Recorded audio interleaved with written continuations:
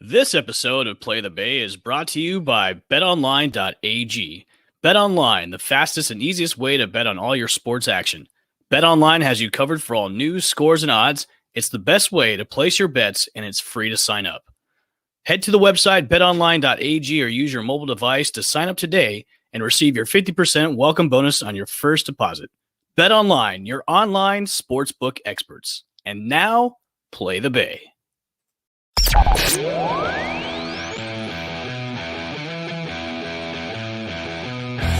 From Channelside Drive, where Lord Stanley Cup rests. Time ticks down! The Lightning win the Stanley Cup! Travel across the bridge to St. Pete to find our American League champs. And the Tampa Bay Rays have just won the American League pennant. And get ready to fire the cannon. Lob pass toward the end zone. Gronkowski, he makes the catch. Touchdown Tampa Bay. What a great grab by Gronk. Because it's time for another episode of Play the Bay. Play the Bay.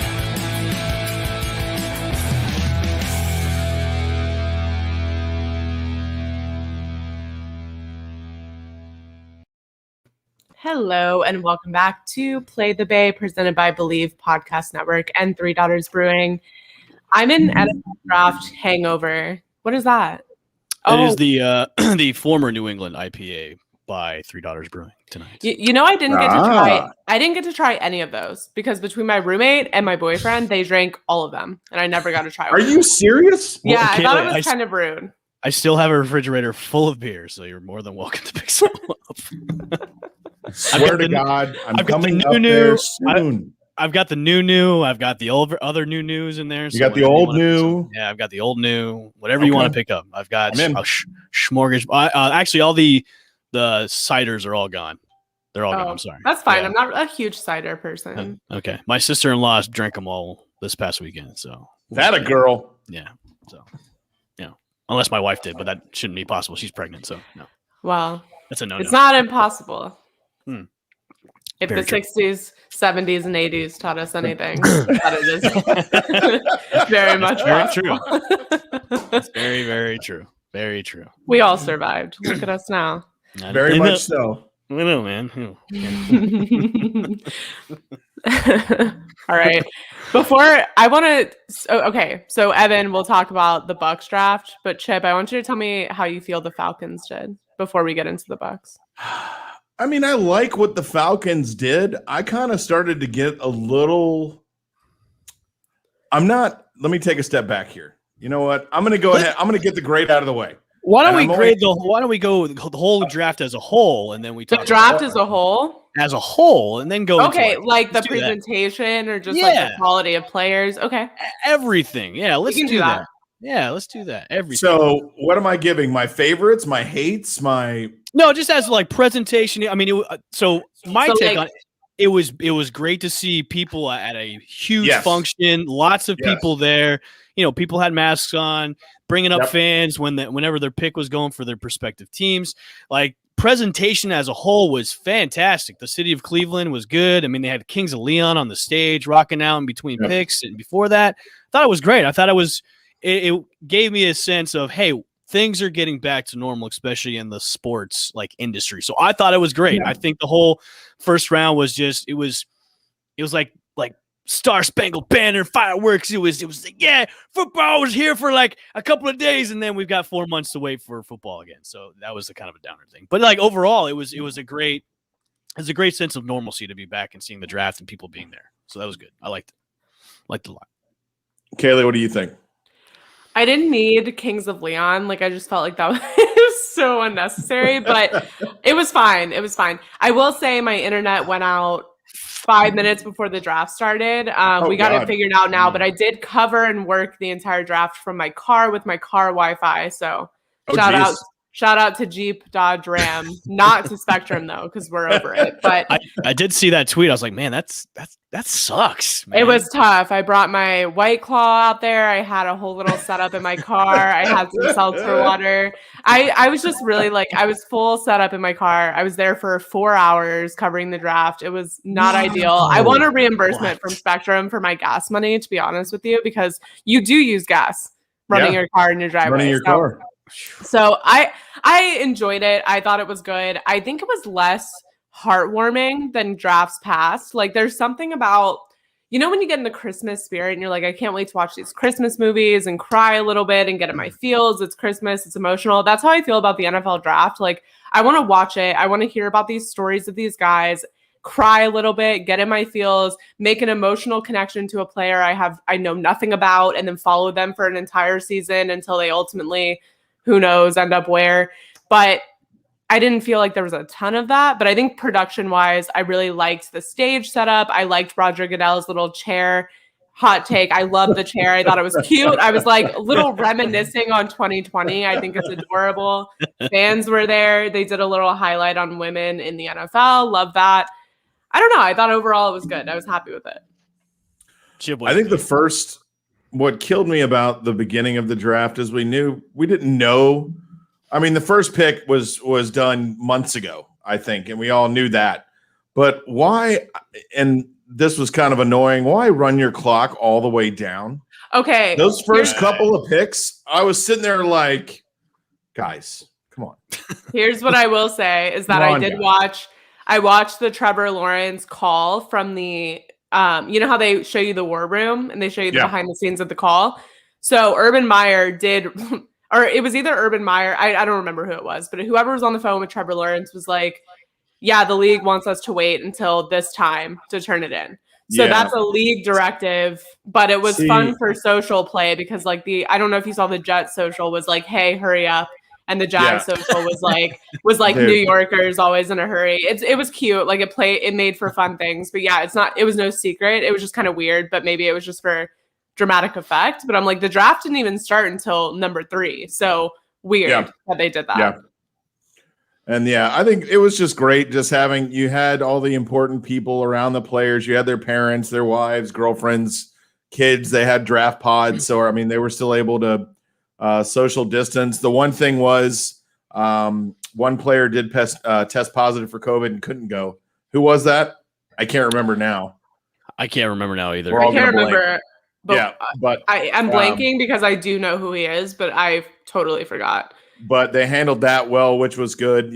Called that in. Everything is taken care of. So, the NFL always leads when it comes to stuff like this because they're the biggest brand. So they kind of break down all the barriers and set up for getting back to normal first. But it was I love how Goodell when he first walked up there and the boos were happy, the boo birds, like he was like, come on, give me more, this is it, come on Cleveland, like give me some more boo. Like he was embracing that, which I love because he kind of loves that villain take of being commissioner, but like him coming out and saying give me more, like come on Cleveland, like that was pretty cool for him to do that. I like that a lot. He grew on me last year, I'm not gonna lie. Like he's was done it because of the chair? It was because of the whole setting. I think a lot of people grew on me last year. Yeah, the lazy boy. It was just, I think he's made a lot of questionable decisions. Like, I don't like everything he's done as commissioner, but I do think that over the last 2 years, he's really kind of, he's grown on me, right? Like the basement draft was just so, you got to really see like more of his personality. Like he definitely had to take a forefront because there wasn't like a huge production behind him. It was just him in his basement. So it was a lot more of like who he is. And then I feel like his personality has come out a lot. Like he's come out and been like, hey, we had a bad take on that thing. Now we're changing. Like, and I appreciate that. Like sports betting, there's a lot of things over the past year or so that he's been like, hey, we had a terrible take on that. Now we're doing that thing. I appreciate that. So I'm like, I feel like that's cool. And then like Belichick with his dog, like last year just made you really appreciate a lot of these like old heads that are working in the league because like you just got to see more of their actual life. And I'm like, that makes sense. I don't know. Belichick had his dog there again this year, which is kind of funny. Cute. Adorable. Yeah. I had to laugh about that. Funny moment when Rams coach McVay had the oil painting of Goodell in his room. Yeah. First of all, they were in a Malibu beach house. Did you see that? The Rams draft house presented by Rocket Mortgage, whatever. Yeah. I mean, what a great partnership activation. Like, I'm just going to call that out. That's easily the best partnership activation I've seen in a hot minute. Like, you bring everyone to a Malibu beach house and you draft from there. Like, if that's not LA, I don't know what is. I'm happy about it. It's Love LA. It. It's LA. It's totally LA. It's so LA.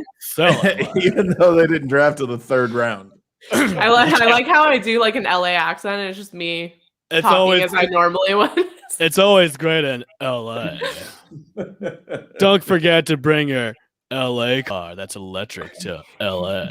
Let's take the 405 to Sacramento and LA.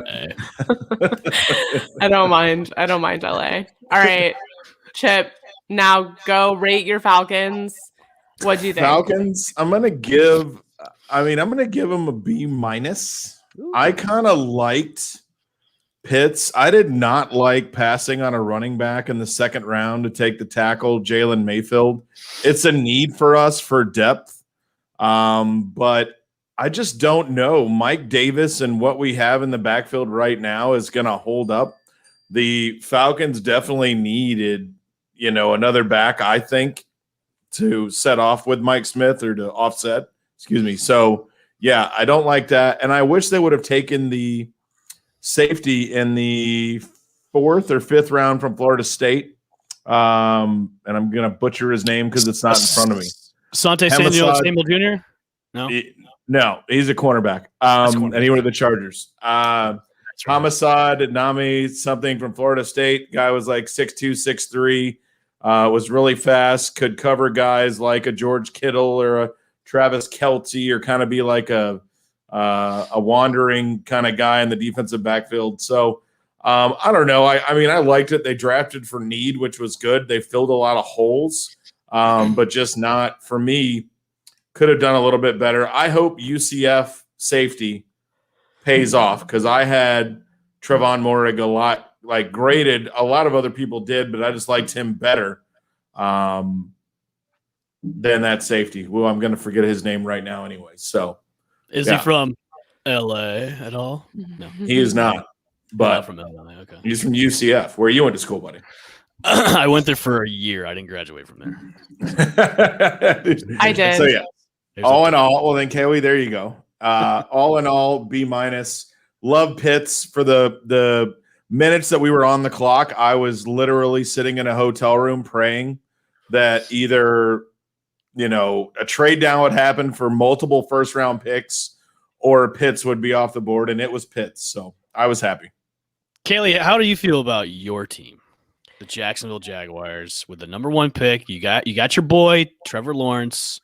How do you feel about the rest of the draft? I feel good. I think the reaction to taking Travis Etienne was a little overblown, in my opinion, just looking at the sheer amount of picks that we had in that draft, especially in the first 3 rounds. I feel like people were really overreacting to it. They're like, oh, you have to do you have to trade James Robinson now? And I'm like, that's not at all the case, but okay. They're both on bargains, right? You're not paying too much for either of them. You have 2 great backs now. You have a guy who now has really great chemistry with their quarterback. You've got a guy who's really improved in the pass catching game. So I don't know.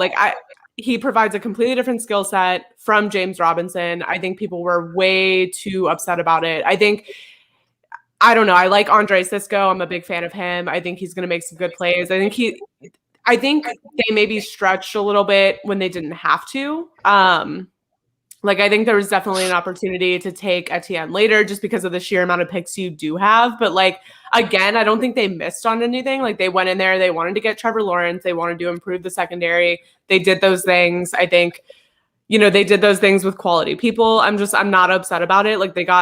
They filled holes. They got whatever was what they thought was the best player. I don't think we reached too far at any pick. I don't ever feel like we got a guy where I was like, wow, we could have waited an entire round or an entire 2 rounds, because we did pick pretty close back to back coming into the second round and the third round. So I'm like, I just didn't feel that way. So I'm going to go a solid B plus. I like that. And the safety from UCF was Richie Grant. Yeah, Richie Grant. Yeah. I agree with you on the reaction to Etienne when he was drafted. It almost seemed like the whole internet exploded. Even the commentators in the draft were like, well, this is kind of where you have James Robinson. I think you guys brought over Carlos Hyde too. So you have a 1-2 punch. You can definitely use Etienne as a third down back, but you know, Carlos Hyde is one of those. He's an older guy. Obviously, he feels a need, but Etienne might just jump him in the depth chart. I mean, yeah, he could be and the number 2 guy behind James Robinson.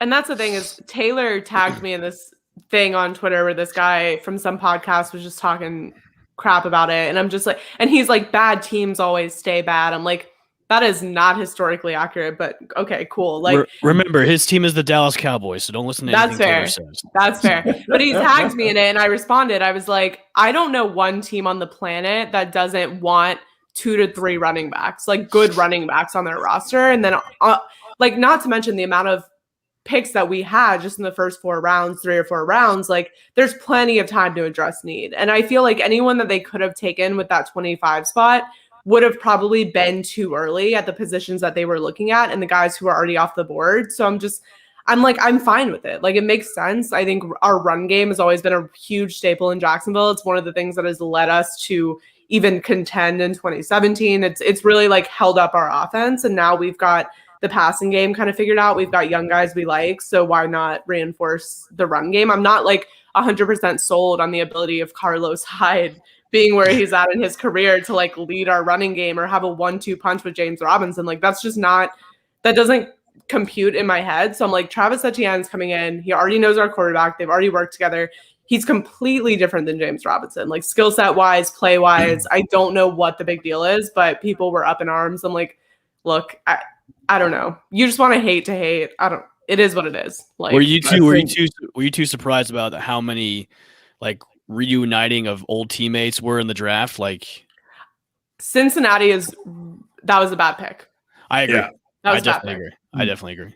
Well, and we've all talked about this because your quarterback has to be able to stand before he can throw the football. So, and I mean, I think that I understand chemistry and I understand that quarterback, wide receiver, quarterback, running back, those are skill positions. If you have previous relationships, that transition is going to be more fluid and easier, but need outweighs chemistry. Need, if you don't have an offensive line to protect your quarterback, it doesn't matter if he's thrown to his wide receiver college buddy for years. He's got to be able to stand. The Bengals could have gotten Penei Sewell where they were at instead of drafting Jamar Chase. It's wild. Yeah, I get the fact that, you know, Chase is a great talent and wide receiver. You're reuniting with your boy, but you need to have your quarterback upright. And Joe Burrow is coming off a knee surgery, and if he still has an O-line like he did last year, you're not going to be able to get the ball to your new flashy wide receiver. So it was a little head scratcher, you know, for them to draft Chase over Penei Sewell, which he was there at their pick and you could have distracted him. And Chase is fantastic. Like, that is nothing on Jamar Chase, because had he not been drafted at 5, he would have been drafted at 6 by the Dolphins. And I completely believe that. And I think when you look at Penei Sewell, like, if it was any other draft that wasn't quarterback heavy, he could potentially go number 1, right? Like, he's a generational guy at his position. You're not going to come across that next year. You're not going to come across that in free agency. You're not going to come across that probably in the next 3 to 5 years. So it's really, really weird to me that that's the decision that was made. And I'm a firm believer in the sense of, like, I don't think that Joe Burrow at this point was like, draft Jamar Chase. Like, you have to take Jamar Chase. Like, I don't think that he holds that kind of power. He's going into his second year. Like, I think someone like Tom Brady, I think we know has done that, has influenced those picks, but I don't see Joe Burrow being the kind of guy that's going to do that. I think he's a very team-centered guy. So I feel like he's going to trust whoever's making those decisions. And 2, I don't think he's in the position, just being as young as he is and as new as he is, to even make those calls. So it is very strange. I was a little disappointed because I do like Cincinnati and I like what they're doing, but I feel like that was a huge miss on their part. There's a few things that we'll get into in a little bit about the draft that were head scratchers. So, yeah, there's a lot of good stuff in there. There was. Definitely. All right. We want to talk Buccaneers draft? Well, I mean, we should let Evan finish. Well, do you want to go pick by pick, or do you want to rant about the whole draft as a whole first for them? Let's do it all in one. Let's do it overall kind of deal. Go for it. Obviously we knew that the Bucs were basically drafting for needs. I mean, they bringing everybody back. You don't really have to go flashy. You don't have to like make crazy moves or trade up or trade down. You can stay at 32, which I thought they were going to do anyways, or trade back to if a team was going to call up. I like the pick that they got. Joe Tryon's good. I mean, he's going to be a guy that, he's going to learn from Sue and also JPP. And you could also plug him in too if you wanted to. He's going to be ready. And I think that's, they could have gone either way. They could have gone offensive lineman. They could have gone, if obviously, Najee Harris wasn't there at 32, but if he was there, they could have drafted him. So I'm not upset about it. I like the pick. He's going to learn from the best of the best. And that's what you want, especially when, these guys have maybe 1 or 2 years left. That's a guy that you want to learn behind him. And the guy's a monster. The guy can get to the quarterback. He's explosive off the line. And that's something that, the Bucs obviously are known for now, especially with that Todd Bowles defense, is they're going to come at you with everything they have. They're going to come at you with the kitchen sink. The Kyle Trask pick, I did not like. I know a lot of people agree with me on that.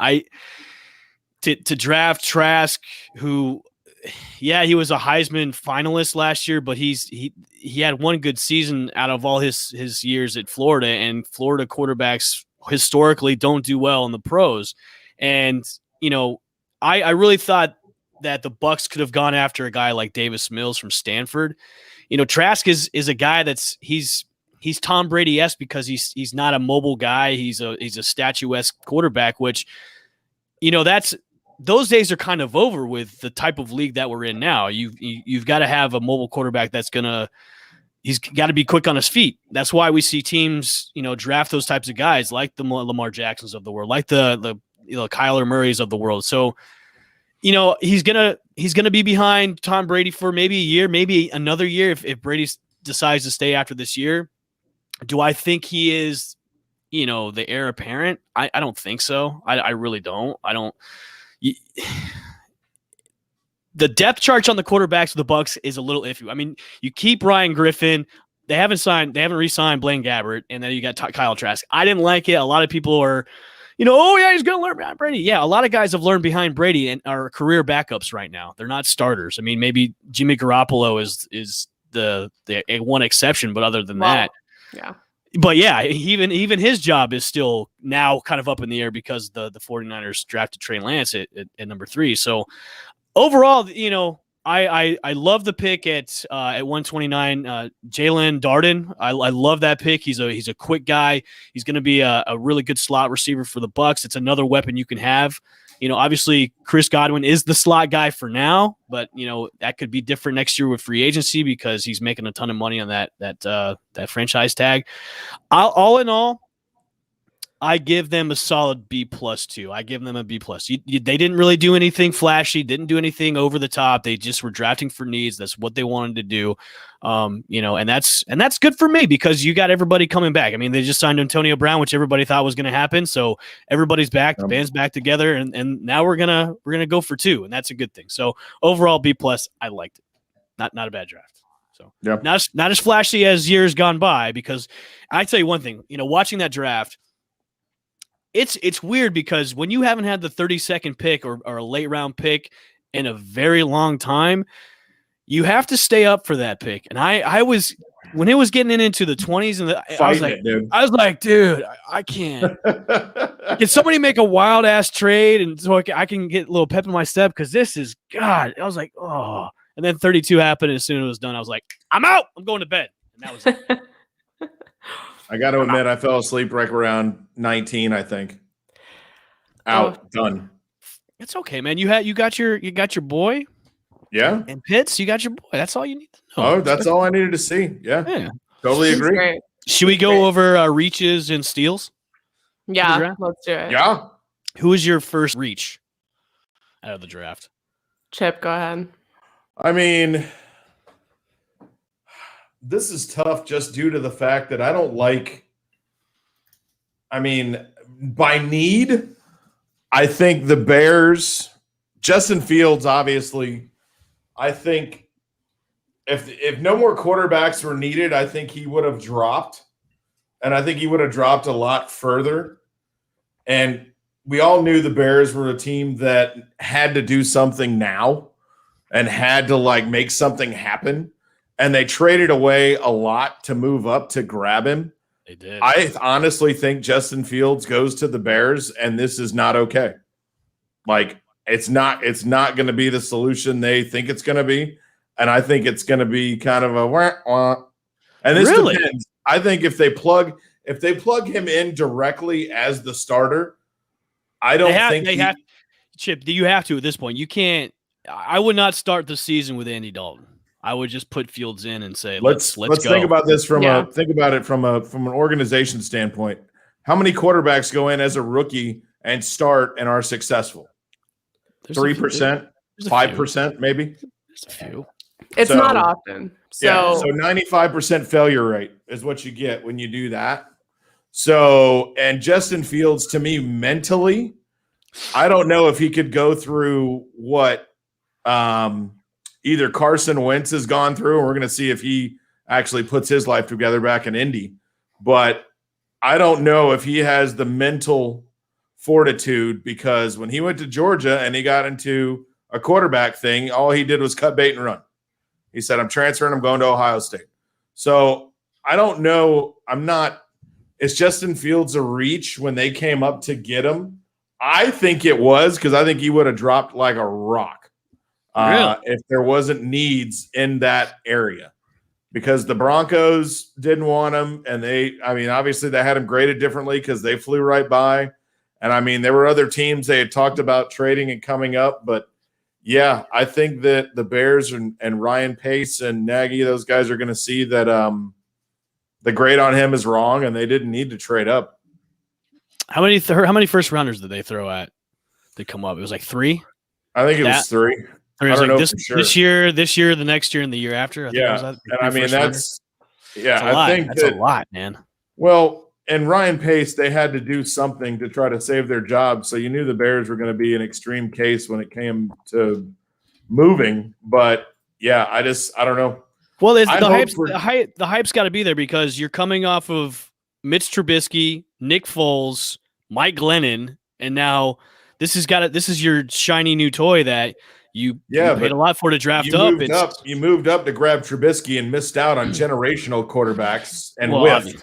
You moved up again to get Fields, and you're missing on the guys that you really wanted to take. So there's going to be a pattern. There'll be a show that goes, hey, you can move up, but if you're taking the wrong guy, you're mortgaging your future and you're hurting your franchise that much longer.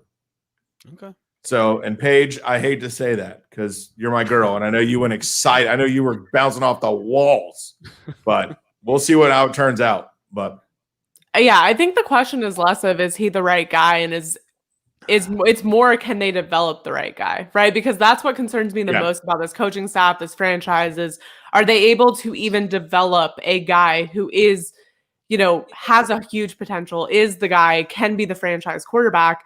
And that's a huge steal for them. I would say Penny Sewell to the Lions is a huge steal. Just get anyone who got him outside of the top 3 or 4 or 5. Yeah. Is a huge steal. So good for them. I would say the other surprise and steal is like the weird NFC East thing that happened, where like the Cowboys and the Eagles, like the Eagles ended up with Devontae Smith, which is fantastic. Love that for them. And then the Cowboys still, so they were trying to take a cornerback. The top guys went ahead of their pick. They traded back.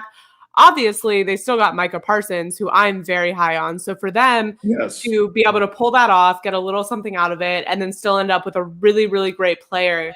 I mean, it really worked out for everyone. I think it worked out for the Eagles in the sense of they got a great guy that I really didn't think they would be able to pull the trigger on a guy like Devontae Smith, or I didn't think they would. But I love that pick for them. I love the Cowboys with Micah Parsons. I think the Giants have done really well in the offseason. So I don't know. This may be – I'm not saying the NFC East is back. I'm just saying it was very impressive showing as far as draft mentality and going into it with the strategy from the NFC's teams, at least the Eagles, Giants, Dallas Cowboys. But I mean, You know what was impressive? I think it was Jamar Chase's sunglasses. And who has great sunglasses? It's time to make your outdoor experiences better with Kaenon.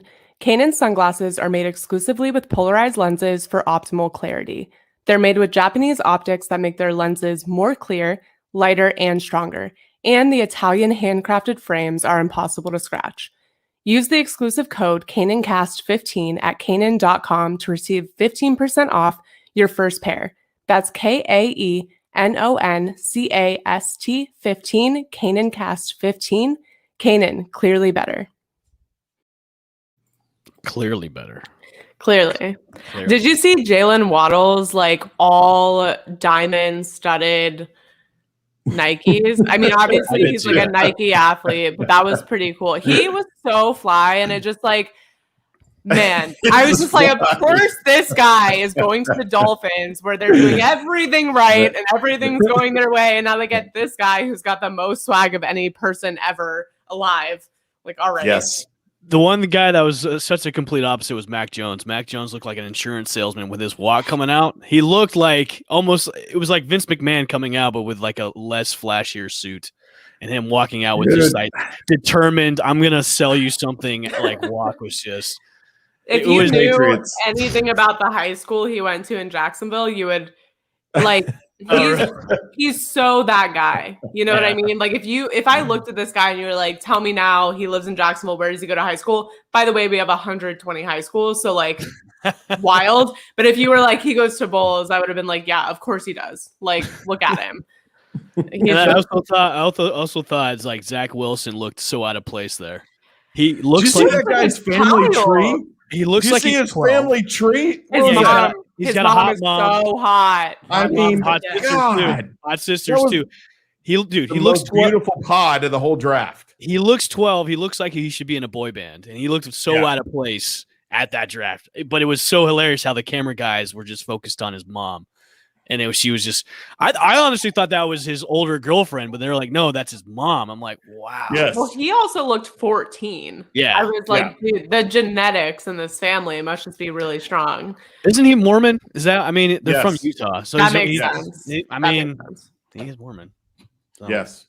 I thought it was funny, just him being there, just looking like he was a little kid, and just knowing not what to do. Like, oh man, I'm going into a league, and I'm just so like a fish out of water.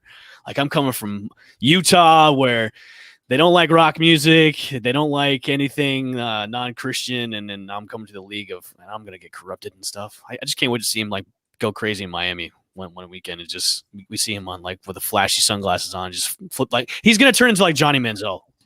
No, he's not.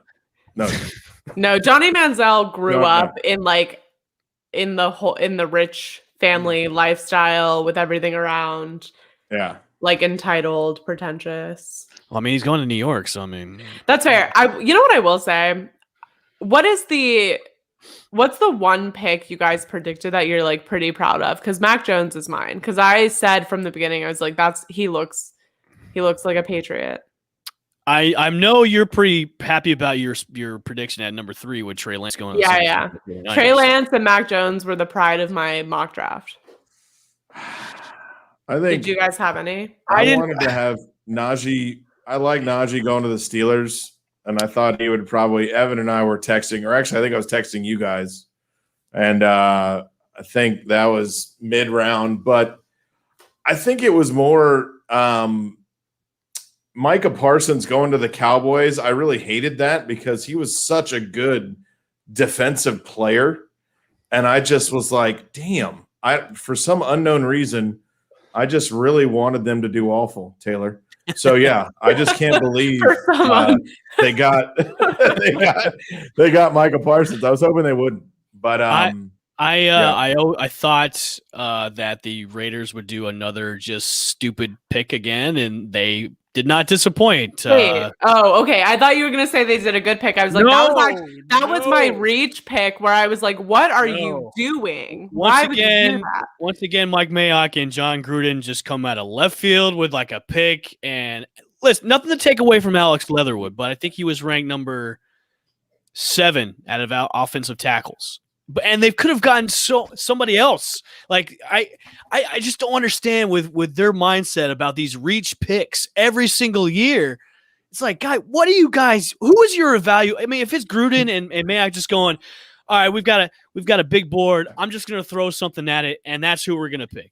That's probably what it is in their war room. Is whatever we throw a dart at, that's who we're picking, because they just come out with these weird ass picks and they never pan out for them at all.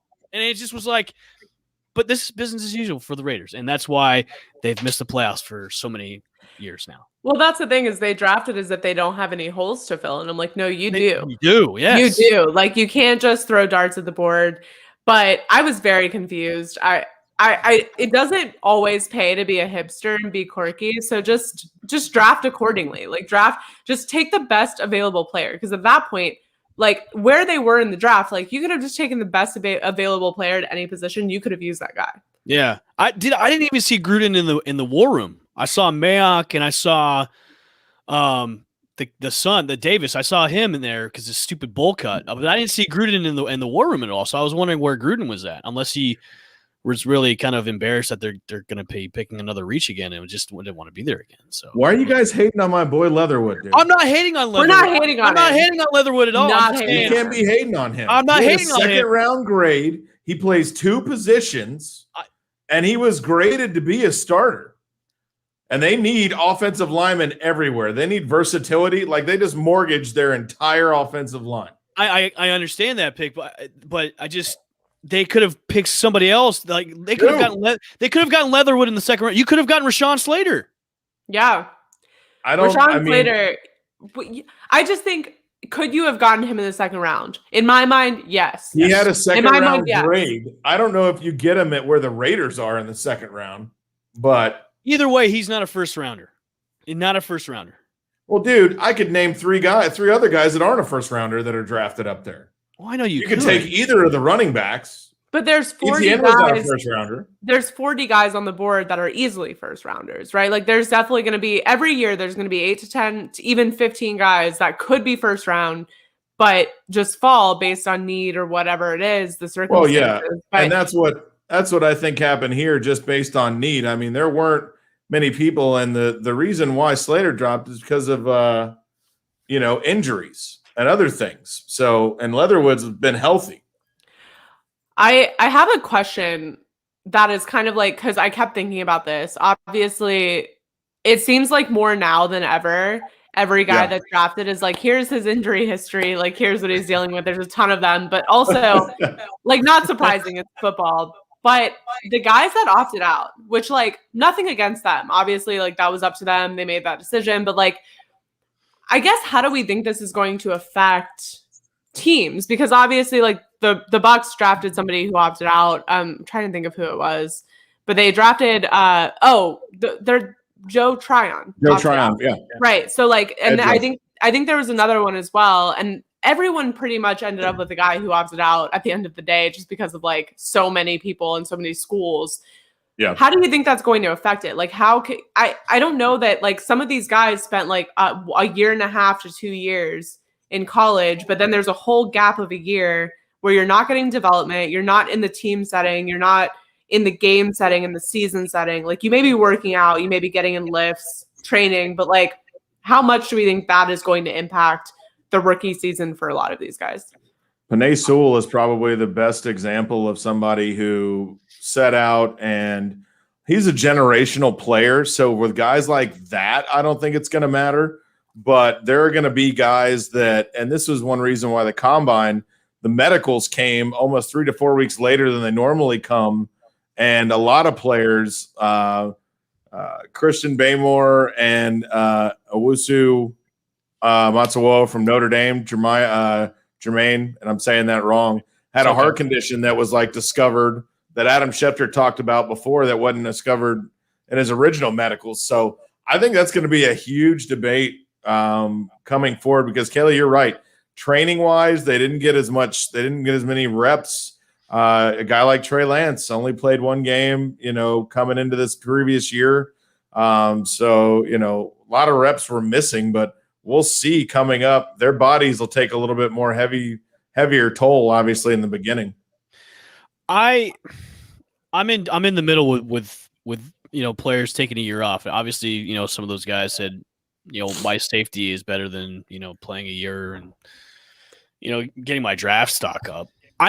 It's going to affect different guys differently. I mean, obviously these guys are probably training in the off season to keep in shape and to keep, their mental specs good, especially when it comes to being drafted and going into the NFL.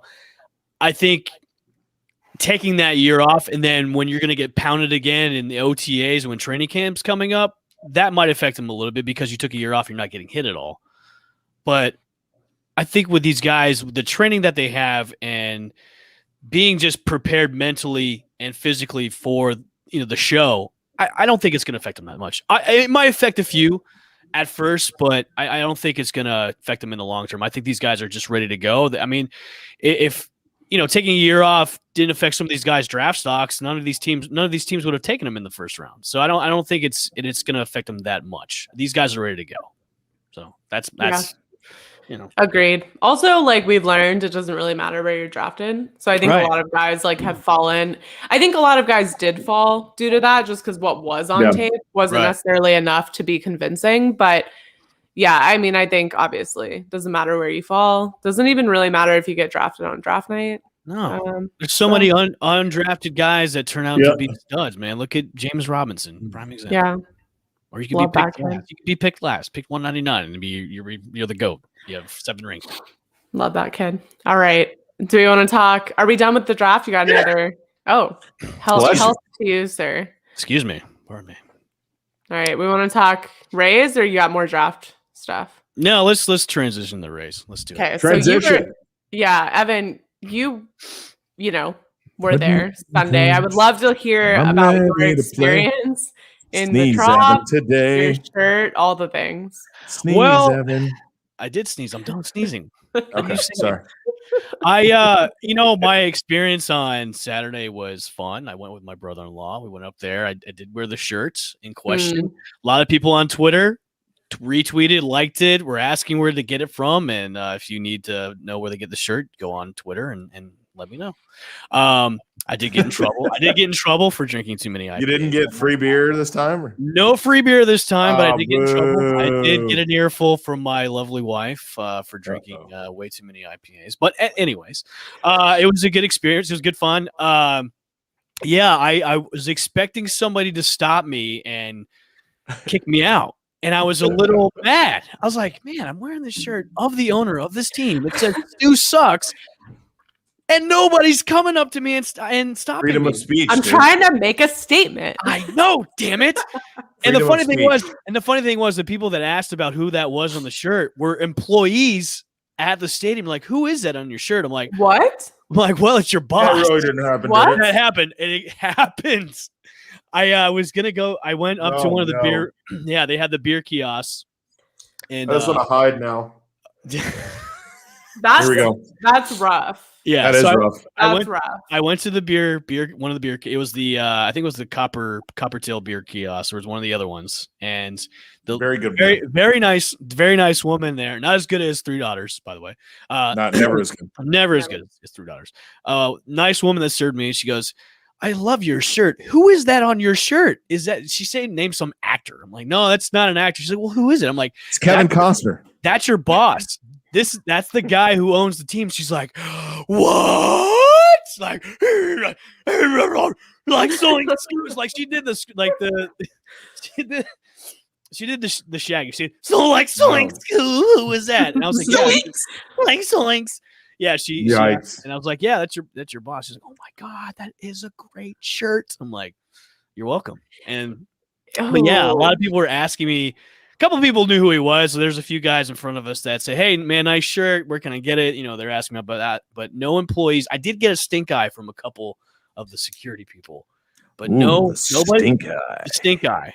But nobody came up to me. Nobody, came to say, hey, you need to get out or kick me out. So I'm going to keep wearing that shirt. Hey, kid, take that shirt off. Yeah, but I was a little disappointed I didn't kick out. I was a little mad, and I was like, man, I really wanted to, get a little bit of 15 minutes of fame for getting kicked out of the draft for wearing the shirt of the owner wearing a clown nose, but other than that, but gotta have goals. Gotta have goals. This past weekend series was a letdown.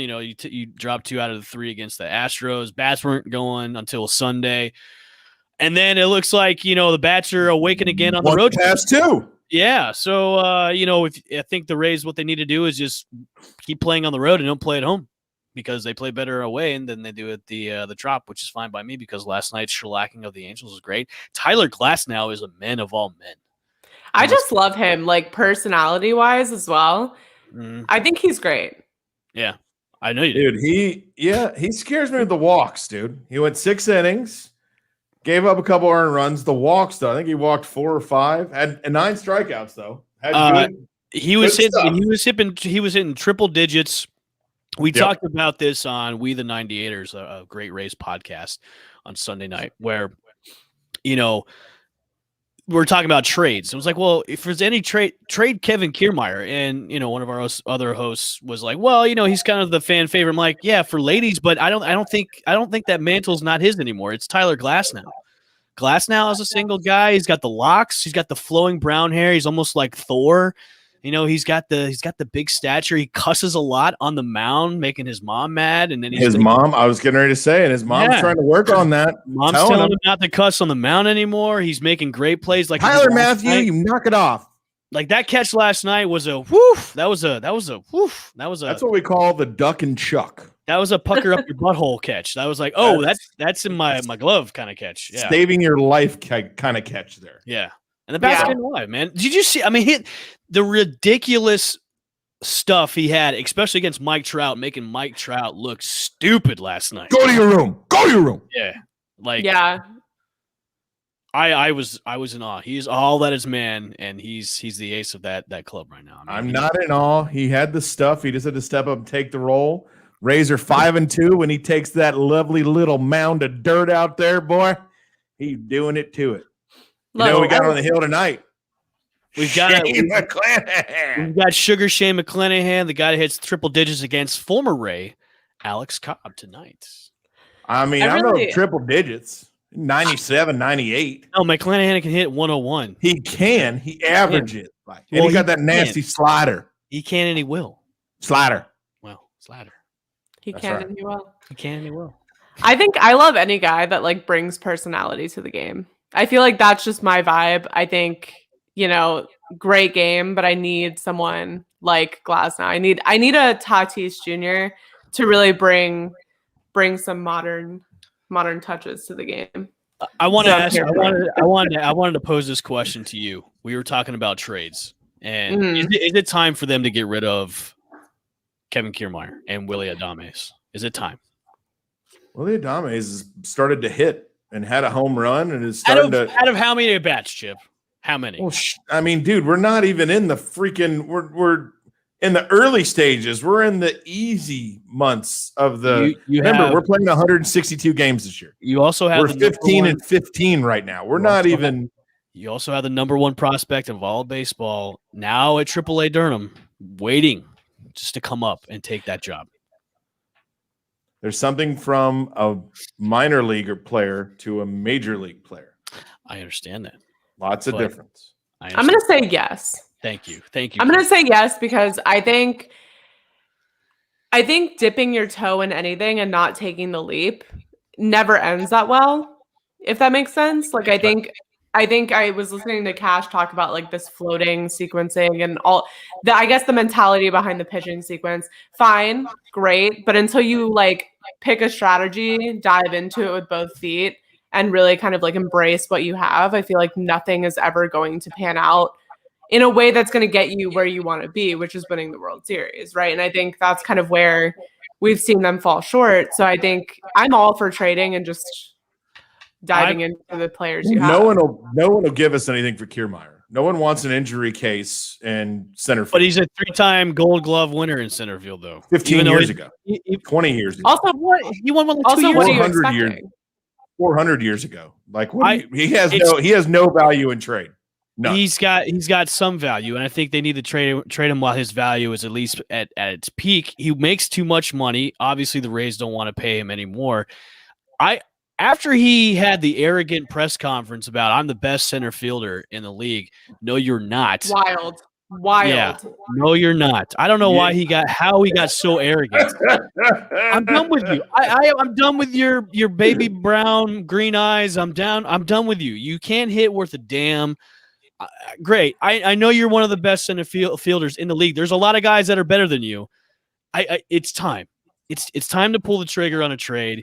You've got guys that you can put in there in place of him. It's time. He's batting 200 right now. He's not batting. Yeah, I was getting ready to say, how in the world, and I'm trying to find his stats, there is no value for him where he is right now.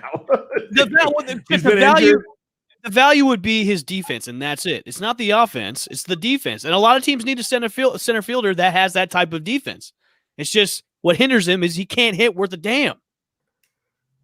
Yeah, he's batting a saucy 233, 24 strikeouts and 60 at bats. And he's the best center fielder in the league. No, the best center fielder in the league is, a guy named Mike Trout. And then we can go back into guys like Ken Griffey who hit a ton and was, a monster. He's not in the league. So I mean, I know, I understand that, but there's a lot of guys that are better than him at center field. Kiermaier obviously is not the best center fielder. And if they do find a trade partner that would give something, I say he goes. He goes national. He'll go National League, and we'll get prospects out of him. That's the best bet I can go with. Yep, find me a partner that'll do that. I mean, there's some teams out there that would. I'm not saying. I'm still looking. As soon as that happens, that would be interesting to see. It's going to happen no matter what. I think it's going to happen this year. I think Zunino gets traded before Kevin Kiermaier. I'd be okay with that. Yeah, will get traded. I would be okay with that. He's a defensive catcher, and there's more of a need for guys like him than there are for Kiermaier. Because you have to have a veteran catcher to catch rookie pitchers and have great defense behind the dish. I don't say trade him just yet because you have his back. Well, you have his backup Mejia, who's still kind of injured young. Today, though. He's actually out of the lineup tonight. He's young. I'd rather have the vet for right now and trade away a center fielder who's, Well, they're splitting time. But I know that. He is earning his offensive stripes right now. He's batting 260 right now. Yeah, he's doing good. You know who scares me? Austin Meadows. Mm-hmm. He's batting 200. I need my Austin Meadows back. I'm going to bring up this question again. We talked about this after the World Series debacle. If they don't make it to the playoffs, if they are a 500 team, do you think it's Kevin Cash's maybe final year as the Rays manager? Yeah, dude, fire him. He won Manager of the Year last year. Went to the World Series. Fuck, dude, forget him. He's out. Are you kidding me, dude? You lose two starters. There's just so much more than what's on paper. And I'm going to say that about every sport, every situation. It's so much more than just like results on paper, like where you made it to, right? Like I think the way that they lost the World Series, not to say that if they hadn't done that, they would have won. Because I think overall LA was just a much stronger team. But at the end of the day, like the way that they lost it, especially with like what's going on with pitching now, the comments that he's made, I just don't think fans have a lot of trust in him and have a lot of, I don't know. I think he's just losing people. Like he seems a little unsure. Nothing seems to have any rhyme or reason. It doesn't make a lot of sense. And you're kind of losing trust of people, regardless of whether you were manager of the year, regardless of whether you made it to the World Series. So I think like, unless you can have someone who can look at the World Series and say, here's how we avoid doing that. And here's how we correct that system and correct that mistake. And here's how we evaluate those situations better going forward, which it doesn't seem like is happening. So I think, I don't know. I get patience. I understand. I get it. But at the same time, like you have to understand, you have to look a little bit ahead and say like, is this situation going to improve? If not, because right now it doesn't seem like it's improving. And if not, then like, why not let each side find a better situation for themselves? We're not even 20% through the season. And we lost two pitchers, potentially all-stars, frontline starters. Morton could be a frontline starter, probably in another team. He is. Snell is. And you're putting in people now that are past their prime, have been injured a lot, and you're taking away two guys that were perennial all-stars for the majorities of their career. If this season ends up to be a disappointment, which I'm getting to that 500, no playoffs. Missing the playoffs at all coming off of last year. If you miss the playoffs, okay. That's a disappointment. And I know we're in May and it's the beginning of May. I'm just at that point where how can you be at that point? Dude, I have good intuition. I know that. I can feel it. I can feel it. Like I'm not as confident in this team as I. You should be. They're not. I'm not. Good. I know, You and that's should why. be. And that's why, at the end of the day, I wouldn't be disappointed if they don't make it. Which I don't think they are. Are you talking yourself into lowering your expectations right now? Is that what you're doing? I feel like he always starts. He does. Look at this. Expectations. Yeah, I don't feel like he's. In the Rays in the beginning, and now we're talking him off a ledge. We were talking people off a ledge a week and a half ago. Dude, I'm not hitting that. Listen, I'm not hitting the panic button. I'm just saying I don't. These are what ifs. Yeah, exactly. These are this is like existential, like parables, and you're talking about playoffs, and you're talking about stuff that's so far down the road. I'm just saying. Okay. I'm just saying that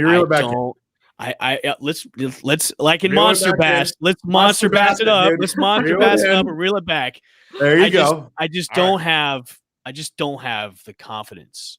Okay. But that's okay because of what is going to be what's looming in the background is a lot of these young guys that are ready in the wings that are just ready to come up. And that's great because that sets you up for the next few years. If this year's a disappointment, because this kind of reminds me of like 2017, maybe a little bit of 2009, a little bit. So, and that's okay. I can come to terms with that in May, even though it's still kind of early. I just don't think it's going to happen this year because there's a lot of other teams that are way better than they are.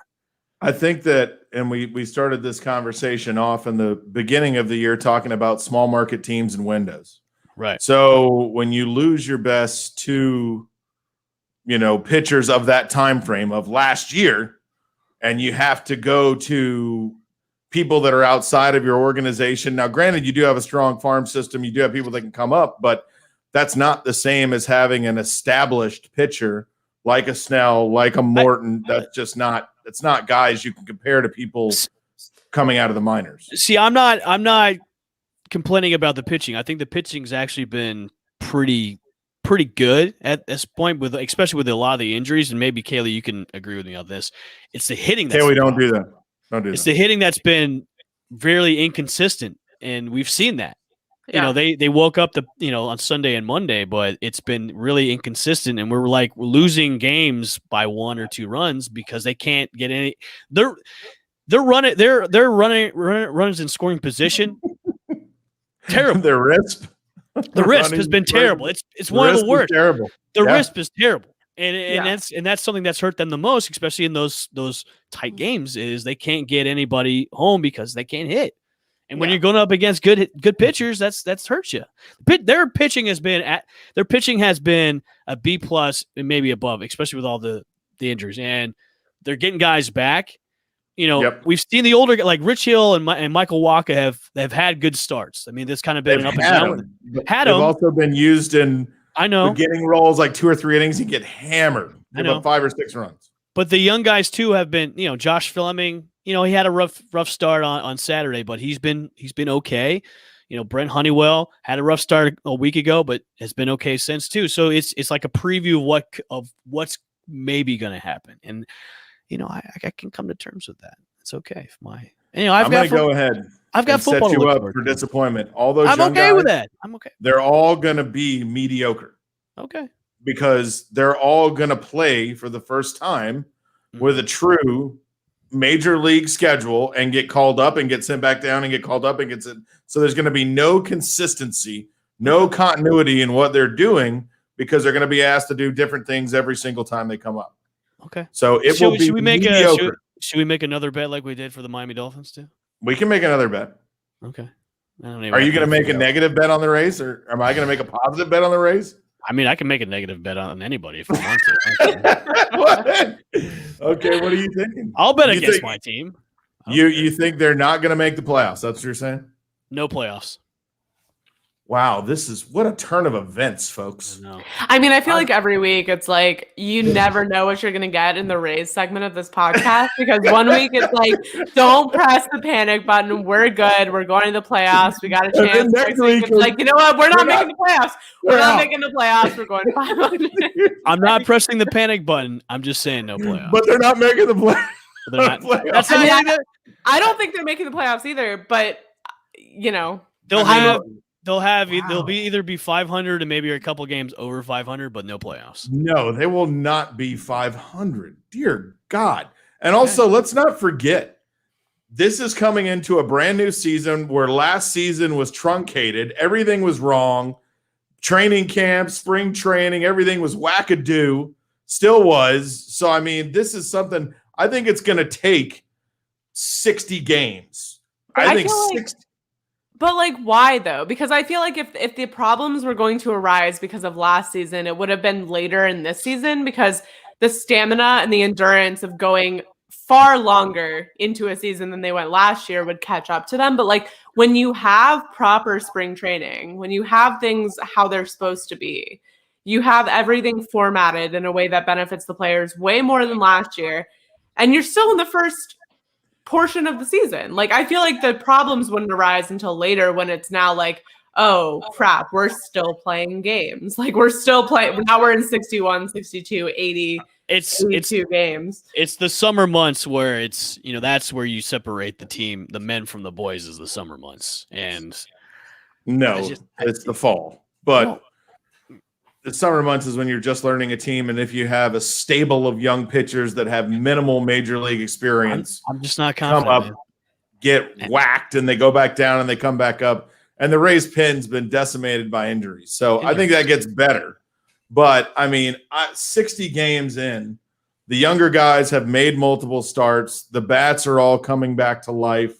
You're coming off a season where you only played how many games were played in the 60s? 60. 60. Yeah. 60 last year. So, I mean, you had more time to screw around. You had more time not to do, baseball things. And younger guys aren't going to be used to that. So I think that 60 games, they should probably be, what are we, 15-15 right now? Listen, whenever I talk negative about them, they play good. So if I keep talking negative 15 and 15, 60 games, I think they're probably going to be probably 35 and 25 maybe. I mean, they're coming up on 32 days where they have 5 days off. Yeah. So also keep that in mind. Yeah. So I'm gonna say so I'll take the brunt of this. So you're saying they're at 500 at the end of the year sub. Mm-hmm. So we'll do an early bet. Okay. Man, that's a lot of games. That's 35 and 25. That might be a little. Do you want to come back to it? Do 33 and 20, 33 and 27. Okay. How about that? We'll say so. You think they're going to be worse than that? No. I said at the end of the season they'll be 500 or a little bit above. Okay, well then I'll take that bet for the end of the season then. Kaylee, witness? Yeah, witness. Yeah, I'll take that. They'll be 500 or better. Okay. By the end of the season. Okay. I'll definitely take that. And we'll figure out some terms. All right. And on that note, we did it. On that note, you guys got final thoughts? Final thoughts. I'm sad. Football is going to go away for a little bit. It will be less to hear about. We've been making headway or supposedly headway. Deshaun Watson, maybe his career is over. Heard some whispers about that at the draft from personnel in the NFL, courtesy of Shefty and some of the other draft guys. Some of those guys think that Deshaun Watson's career is over. Aaron Rodgers. Aaron Rodgers. Guys, maybe. there could be a lot of people on the move because Aaron Rodgers, I mean, to be fair, they did a couple things that could suggest they're trying to help him out. Not really. Yeah. Russell Wilson, they did nothing. Mind you, they waited until the 6th, 7th round to draft a freaking O-line. I mean, what? What? I tweeted. Did you guys see it? I didn't see it. I didn't see it. Terry Bradshaw pretty much calling Aaron Rodgers soft today. Do you guys see that? Oh yeah, the legend of Terry Bradshaw just savage on Aaron Rodgers today. Savage. That's bold for a guy who has a reality TV show. But he's done his deal in football. He can go act like an idiot now. He can do whatever he wants. The Aaron Rodgers saga is going to be it's like going to be the summer talks. Like it's not going to end until it gets resolved, and it's just go ahead and trade him. Like I know he's like an old lady at a deli. Like not satisfied. I'm gonna push back every single chance I get for you to make me happy. Can you slice this ham thinner, dear? A little my thinner. soup is too cold. Can I send it back? Like if you're what do you do? Because here's the thing: is like the reason the Broncos not drafting a quarterback surprised me so much is because when you look at their roster, the talent, they're graded in the top 10. I think they're like 9 or 6 or something of the top rated rosters in the NFL besides quarterback, right? So like the fact that you're right there, like you could be a playoff contender. All you needed was a quarterback and you did not draft a quarterback. And they passed. I know. Yeah. And it was crazy. But Justin Fields had a different grade. I want to see if that trade, like Mark Schlereth broke that. I think draft day was it draft day? Yeah. He broke that. Evening. Yeah. Where it said the deal, they've got a deal in place. It may not happen, but they've got a deal in place. This deal has to be astronomical, crazy for the Packers to go. All right, let's do it. Because what do? Not only is your roster like you're not great, but you definitely you're obviously playoff contenders because you made it to the playoffs. So who are you gonna play? I mean, is Jordan Love the freaking quarterback of the future? I can't imagine so. Hell no. But what do you do if you get rid of Aaron Rodgers? Like, do you waste the talent that you have there currently and like what could be a potential Super Bowl run just so you can? Well, you haven't given an extension to Aaron Rodgers. Devontae Adams he hasn't got an extension yet either, and you haven't helped out Aaron Rodgers at all. It's like, what do the Packers need to do just to keep their guys happy? And it's not happening because, and plus. Have you seen Aaron Rodgers lately? He looks like a cancer patient. He's lost a lot of weight. And to be fair, he looked TV great. Jeopardy. He looked great working Jeopardy. I think he looked happy. No, the Kentucky Derby photo. Did you see that? He looks sickly. Whoever did his whole hair and everything for the Kentucky Derby, I was not a fan of. He looked sickly. He looked like a guy that I haven't trained. I'm waiting for a trade to happen, or I'm going to retire and just go, host Jeopardy for the rest of my life, which he'd be good at. Newsflash: the Green Bay Packers are not going to trade a Hall of Famer. Not to mention, they're not a normally run team. The fans run that team, so you can't have one member of the organization go out and make a decision when the fans technically have a say in that as well. That's why he's coming to Tampa soon enough. You got to calm down with that. That's not happening. They can't do it, dude. He's going to be there. Green Bay's not going to say anything. And he's just going to burn it down. They're going to blame Aaron Rodgers for everything, and he's going to walk away. He's going to eat donuts and look like Will Smith's new pictures, gaining 30 pounds. Oh, he's got the dad bod for sure. Dad bod. Yeah.